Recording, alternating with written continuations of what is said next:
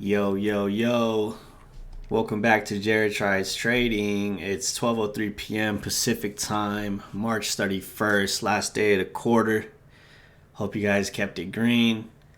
For today, since it was boring as shit today and we just passed 50 episodes, halfway to the 100 episode goal for the year. I wanted to go ahead and do a little quarterly recap.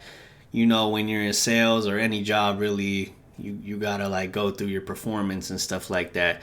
And I just do this shit together in like 5 minutes. I'm not a fan of school, and I'm also not a fan of slideshows. But I put one together real quick, and I'll try to make this video, the same kind of length as my other ones. But anyways, in order to be transparent with you guys, I wanted to go through the whole first quarter. It's kind of embarrassing, but it's part of the journey. You know what I mean? So pretty much in January 1st is when I kind of came out with this challenge. I wanted to learn as fast as I can, and by recording these videos, I was hoping that it helped me learn quicker and also give myself some accountability since everyone's going to be seeing it. So for the first quarter, I'm down just over 1,500. Obviously, that's ass. We want to be green, but considering, I quit my job back in August to kind of do this thing full time, and then really picking relative strength and relative weakness in January, like I need to get this down or else I'm going to be homeless. This is where we're at, and considering it's only been 3 months, I don't think it's that bad. I lost a lot more money, drowning in the information out there, trying the different strategies. I've seen like every YouTuber do like clay trading, Matt Diamond, open range breakouts, scalping, warrior trading. I looked at all that shit and I was studying it, trying it with real money, of course. I'm just the type to like dive in, and if I lose, I lose. Which might not be good, and we'll see where I'm at in a few months. But 60% win rate, not bad. And I want to point this out. Let's look at kind of the progression of my trading. January 2022. Look how ugly this is. 54% win rate. Minus $2,800. Huge losses, like just holding and holding and holding. And in this time period, I was really trying to focus on letting my trades run. But you got to make sure that you're not just wrong. You know what I mean? You could let your trades work, but if you have the market wrong and the stock wrong, they're never going to come back for you. Especially since I was doing only options. You know what I mean? So my biggest loss was almost a rack. And then at the time, I didn't feel too bad because it was really just, what is this? 1,600, 2,200, 2,700. I mean, it's 4 losses in the whole month that equal my loss. You know what I mean? I also want to point out how many trades I had. Just out of control out here. 251 trades, just bang, bang, bang, bang, just fucking machine gunning it, and that was one of my main topics and things that I kept saying early on when I started recording these is I need to trade less. So I was taking decent moves, but I definitely didn't know as much as I knew now when I'm picking stocks and stuff like that. And a lot of times I was just, going with the red traders. I was still trading in fear. I would take, I was in this for 1 minute, you know what I mean? I was, especially NVIDIA, shit moves hella fast. In this period, I was trading scared, very scared. And that's why I had so many trades, fucking taking $15 on an option. That's like 10 cents, and it, in 15 minutes. I wonder what would happen if I held these. But That's really where I was at in January. I started with a clean slate with relative strength, relative weakness, and really overtraded. Was still trying to get a grasp of things.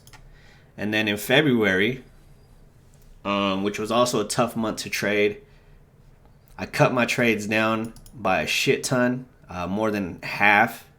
80 trades for 28 days. Let me pull up the calculator.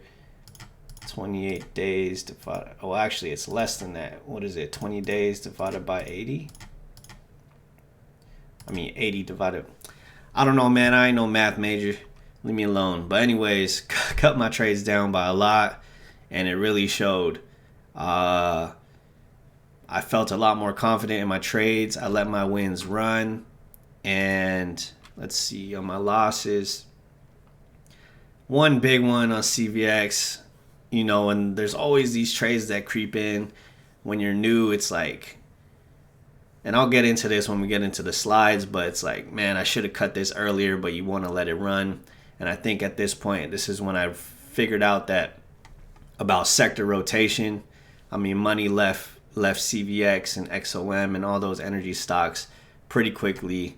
And also I was swinging this when the market was down, which was a pretty bad idea. So, and without that loss, that's almost two racks on the month. Like, just a few mistakes that are really holding me back, especially in February. You know what I mean? But I was gaining confidence every week that I put together positive. I was just building on it. And I started to really feel like I knew what I was doing. But one of the weeks in the month, I really had a shit week. Where's that calendar? I don't know. This month was so lit, man. I was so proud of myself on this one. And guy, you don't gotta make a shit ton every day, man. All these little green days stack up. And just keeping it green matters. You know what I mean? All these green days before allowed me to take this $600 loss on this day. And these are the swings, but, take your wins, man. Take your wins. So February was super proud. Had the win rate I was looking for. Profit factor, not quite 2. But a couple of those big losses kind of really fucked that up. So, but I was happy, man. I cashed that shit out real quick. Told my wife, like, yo, your boy's in, I'm making cash. And then we get to March. Riding the high. Not really feeling the pain of how bad the market was because I was just so locked in. And then this month, I started out the month so lit. Look at these beautiful days, man. I was up like a rack the first week. Even stacked more green days the second week. And then I think I had to close a swing. And it was just downhill from there. I just could not. I was faking myself out most of the time, just contradicting myself, letting it run, but cutting the right trade short. Just a lot of that bullshit was happening, and I know you guys know what I mean. The pros be like, oh, it's looking bearish, it's looking bearish, and then in a second they'll be taking longs because they know what they're looking at, or they know when to cut it because they know when it's a head fake, stuff like that you only know by experience. So but yeah, break even month this month and down for the quarter, which is okay because the losses were all in January, frankly. I was green in February, break even this month, and even though breaking even kind of sucks, it's still a win. It's definitely still a win, especially when the red traders are saying this is a hard ass market to be trading in, and making it out alive, living, still having an account to trade for next month and next quarter is something that I want to focus on and not just get down on myself fucking, being break even. So let's see. So I put together this little slideshow. like we're back in college. Hello, professor. This is our group project.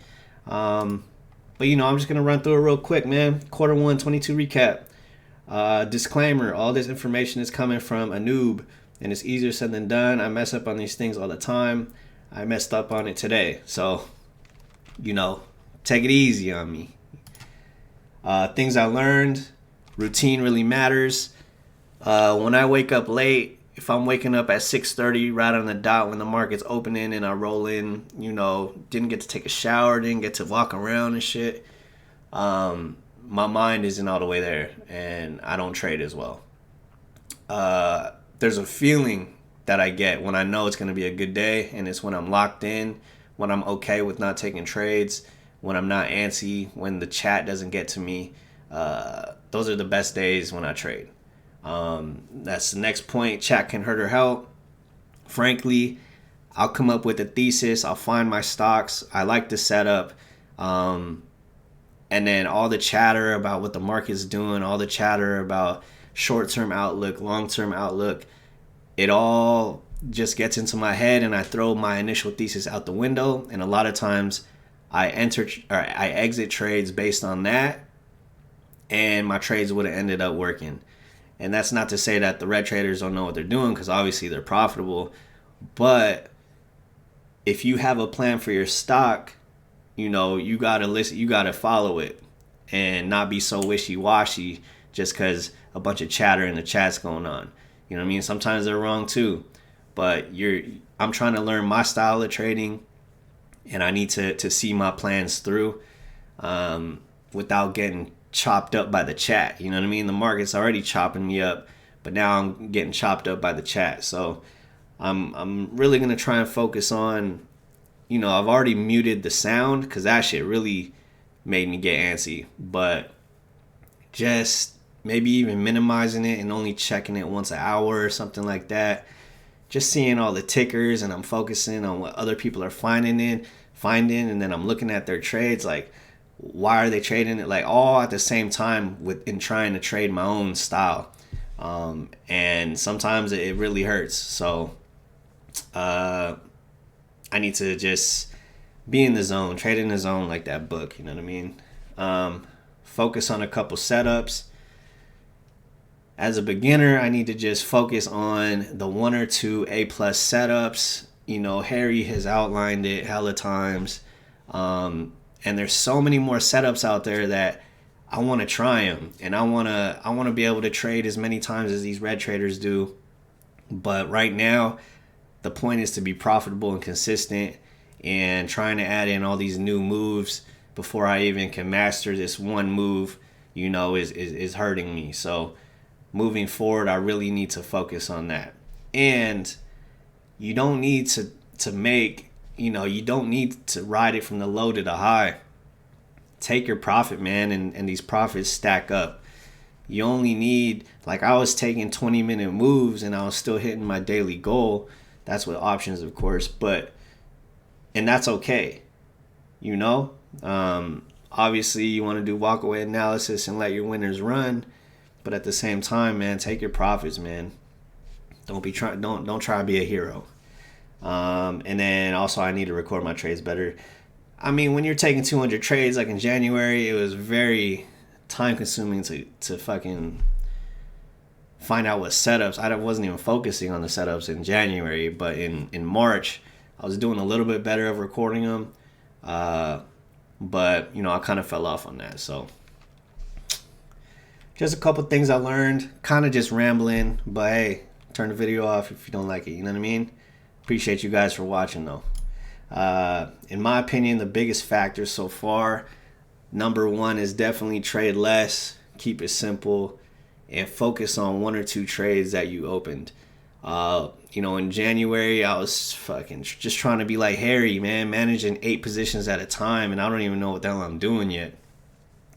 But if I take 1 or 2 trades, I have those 2 charts up, and then maybe I could focus on, there's not even, like, don't even scan for no more stocks. Just manage those and play those the best and focus on what your thesis was.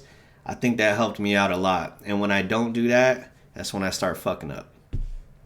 Uh, so many contradictions kind of plays into what your thesis is, and the noise.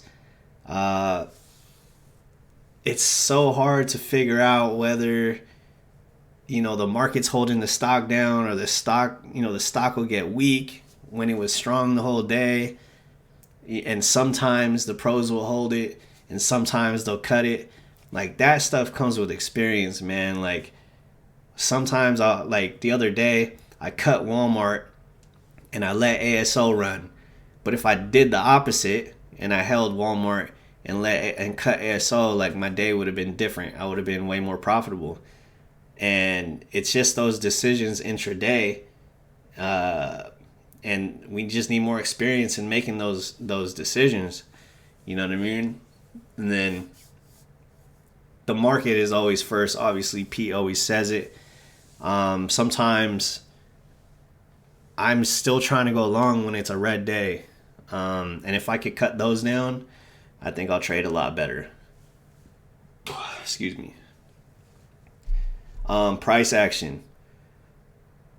Trying to learn price action is kind of crazy, but they drop hints in the chat every now and then.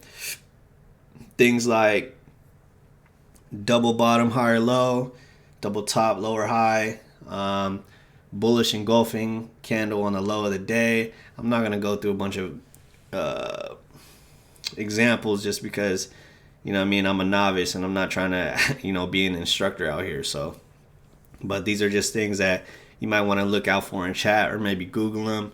But bullish engulf off the low of the day, it might mean we're ready to rally higher as far as SPY or even the stock. Small tiny candles, that are just consolidating or going up or down. There's really not a trend there, so whatever stock you get into, you're not really going to have a tailwind, or it's not really a trade that you want to take. You want the stacked green or red candles, indicating that the buyers are really there, instead of just maybe the algos playing games. Just a few of those things that they always mention in chat. Something I'm trying to work on, because it's our ability to catch on to these signals that'll let us get better entries and be more confident in our plays. You know what I mean? And the last one, it's okay not to trade. Sometimes it's the optimal play. I really need help with this. It's so hard, but it feels really good when you get through a day and you're green and you only have 2 trades. Like, that's all you need, And in choppy days, just like today, I probably shouldn't have traded. But man, when I get bored, I'm just trying to do something. And other people are trading, so why am I not trading? So it's really just about focusing on myself, focusing on yourself. And, if your scanners, if nothing's coming up on them, maybe it's not the best thing to keep digging, as a beginner. If your setup's not there, it's not there. So that's something that I need to work on. And you could tell some days I trade a little, some days I'm off the hip. So those are big factors that I noticed in the difference between maybe January, February, and then March. Some of these bad habits come back.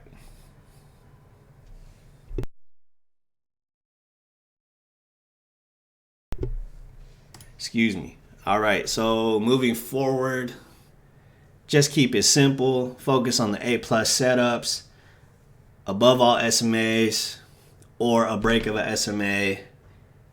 This way of trading is boring, and it's really difficult when you feel like everybody else is making moves and making money. But if you can nail these setups, you're gonna make money. And it takes out the complexity of everything, man. Like, you can feel confident if the market is going up. You pick a stock above all the SMAs that's relatively strong on the M5 as well. You're probably gonna make money. You know what I mean? And Pete was just saying that the other day. It's just so hard. Sometimes I get in my own way, just being bored, you know. So like I said on the slide, if I'm patient, it keeps me out of trouble, like that's a win. But then when you start getting bored and you start forcing trades and you're like, oh, well, this broke the SMA, I could probably play this. And then those are the trades that fuck you up, you know? So stay out of those. April's going to be different. And then don't forget about the market. Like today, I don't know what kind of day today was, man. But the market's going down and I was adding longs, like tripping. Don't need to be doing that. And yeah, focus on the simple setups, and we can learn other setups when we get more advanced and we're more consistent and profitable. You know what I mean? And just some examples. This is something that, you know, this quarter I really started to pick up on. I noticed all the pros, when they bring up charts, sometimes they're more advanced than this one, but I don't even know what stock this is, but it doesn't matter. Just a horizontal resistance break. It's above all SMAs and came in with you know, a lot of buyers came in. A lot of times on this, you want to make sure there's no like horizontal resistance above it by looking at like the weekly or something. But this is a nice breakout here, and you only want to take a little piece of it. And then this one, downward sloping trendline break. You know, there was big volume on this day, and you draw a little line. You know what I mean? So it broke that downward sloping trend line, and it also broke to this SMA, which is an indicator of strength. You know what I mean? You might also want to draw an ascending line right here, and that could be your exit point as well. So don't forget to draw your lines. If it looks like it's strong and it's blasting through resistance, try to take a piece of the move. You know what I mean? Nothing crazy. And those are really the two that I've really noticed and I've been focusing on, and hope you guys have been noticing them in the videos when I pick my stocks. You know, this is what we're looking for as far as keeping it simple. You know what I mean? So at the end of the day, just keep going. You know what I mean? I feel like shit right now because I traded like shit. It was a break-even month. I had my first green month ever last month, and I just wanted to build on that. You know, we're trying to get to 3 profitable months in a row, and I fucked it up. But hey, what can you do? So I'm going to go ahead and call it a day after this. And just remember that, you know, break even is a win too. Like, some people are losing a lot. You know what I mean? Maybe in the other subreddits, you know, they're posting all their losses and stuff. And, you know, don't worry about one person posting like, oh, I had my best day ever. Just focus on your own shit. Sometimes it's harder than others, but yeah, just focus on your own journey. And, you know, I made this little joke. You know what I mean? I try to come into work like Tom Brady. But sometimes you throw some picks. You know, it's okay. You might be Carson Wentz one day. You might be Tyler Heineke one day. You might be, what's his name? I can't even remember. But anyways, we're just trying to survive long enough to get good. So I hope that was helpful, guys. That was the first quarter in review. Obviously, we wanted to be green. Win rate is much better than it was in the past, you know, from August to December. And we're just trying to build on this. Next month, let's keep it green. And I hope you guys had a great quarter as well. Just always remember that it's a learning experience and this is a long ass journey. So keep at it, keep studying, and I'll see you tomorrow for another video.